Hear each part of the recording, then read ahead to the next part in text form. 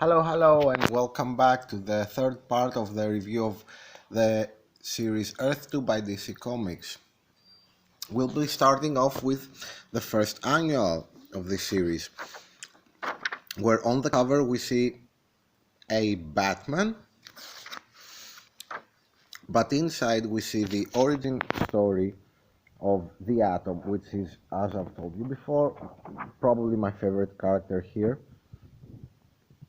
So the Atom is a soldier, as we already said, and he survived the nuclear blast 5 years ago during the, let's call it the first part of the Earth versus Apocalypse War. We see him here on a mission, and pretty much this is the setup of, and we also, sorry about this, we also get a glimpse of Captain Steel here, but not in uniform.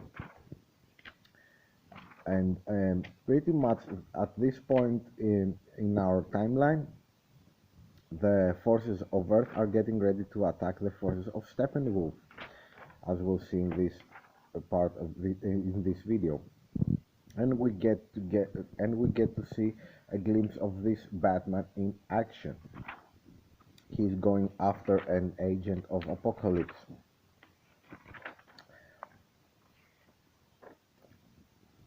This issue is pretty much in continuity, and we also get and it pretty much sets up, as we've talked about in our previous videos, it sets up the scene of the upcoming second, let's call it second war of Earth versus Apocalypse. We also get a glimpse of Mr. Miracle and Barda, who are attacked by Fury, the evil Apocalypse version of Wonder Woman.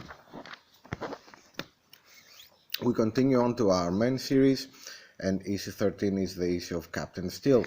We get the reveal, but sadly, as we'll see, it's not such a good start for him. We find out that, like the Atom, he's a product of the Earth Army, although he's a scientific mistake, not a nuclear mistake. And he's tasked with a mission to go into one of the Apocalypse fire pits in Rio de Janeiro. And he looks kind of interesting, but sadly the series decided not to give him too much attention, in my opinion. And we see Hawkgirl fighting agents of Apocalypse before the upcoming war. And this Batman, which for who we know not much about, nothing at this point really, he helps her out. And sadly, the first mission we see of Captain Steel, it doesn't go very well for him. As you can see, he gets very badly injured. So we jump into these 3 issues. Let me just arrange the covers for you. Issue 14, 15 and 16, who have similar covers, similar styles of covers. They are reminiscent, in my opinion, they're very good. They're reminiscent of World War II or Soviet era propaganda posters, and it's pretty much they cover the second war, the war of the new superheroes against the forces of Apocalypse. As we know, during the first war 5 years ago, the trifecta, the existing superheroes of this Earth, were killed, were sacrificed. They sacrificed themselves to beat Apocalypse. So we jump off, and outside this rogue nation where now Steppenwolf is ruler, the new heroes, the new Green Lantern, the new Flash, and the new Dr. Fate of this world. Well, they're not new, they're the first ones. They lead the attack of the Gold Army. Basically what they have done is they decide to go in ahead before of the army to make it easier for them. And their initial attack is pretty much successful until Steppenwolf gets the message that they're attacking, and he uses the old Mr. Burn phrase, "Release the hounds," to release his evil super beings. The war is raging. Pretty soon the heroes are joined by the, let's call them the superheroes of the World Army.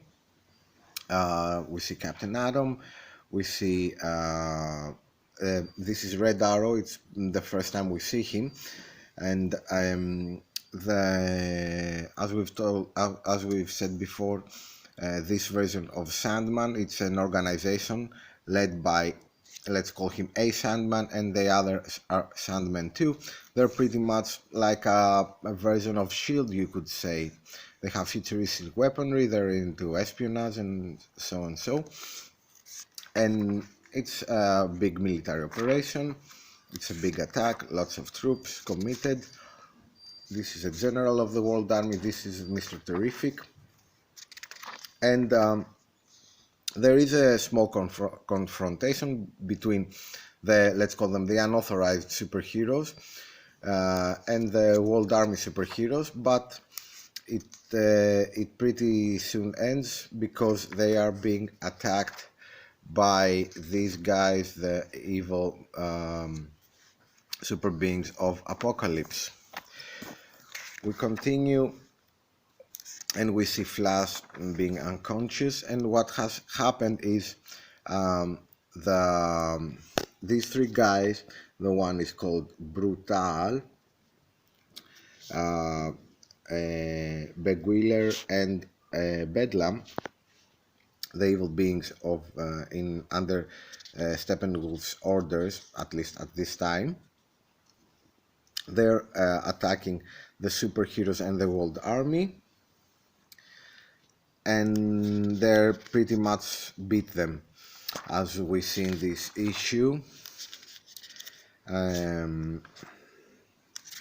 They're pretty much all knocked unconscious and left there. They are not killed though, and after they have dealt with the superheroes, it's pretty much easy for the evil forces of Apocalypse to defeat the World Army's attack. We get another small glimpse on Mr. Miracle and Barda, and we also have a reveal here. We see a female Red Tornado, who is sanctioned by the World Army, as we'll find out soon. I won't be doing these two issues yet. I'll jump after issue 15. I'll go straight to issue 16 so as to not ruin the story. Well, here is Steppenwolf, and he pretty much crushes the World Army by himself and with the help of mainly Brutal and his other two superpowered beings. There is so much war and carnage going on in this issue, and the World Army pretty much gets completely wiped out. They suffer a tremendous defeat, and the only thing that is positive for them is the fact that the superheroes, although beaten, they are not killed, so they get the order to help out with the retreat. Green Lantern gets pummeled, and while Steppenwolf is triumphant and he's on camera, there is a surviving TV crew here, as we can see. He gets brutally killed by Brutal, and on the next page, sorry, two pages after, we get this reveal. So we have a Superman who is basically he used to be Mr. Brutal, and he says, "Hail Darkseid." So pretty much everything seems to be going very south. This Superman raptures the Earth, as we can see with his heat vision, and the next step is Apocalypse Now. This pretty much sums up this video. I want to mention these two issue 15.1 and 15.2. That month they were having these special issues, which are pretty much origin stories of supervillains or villains. And here we get a very nice origin story of Solomon Grundy, which we have already seen.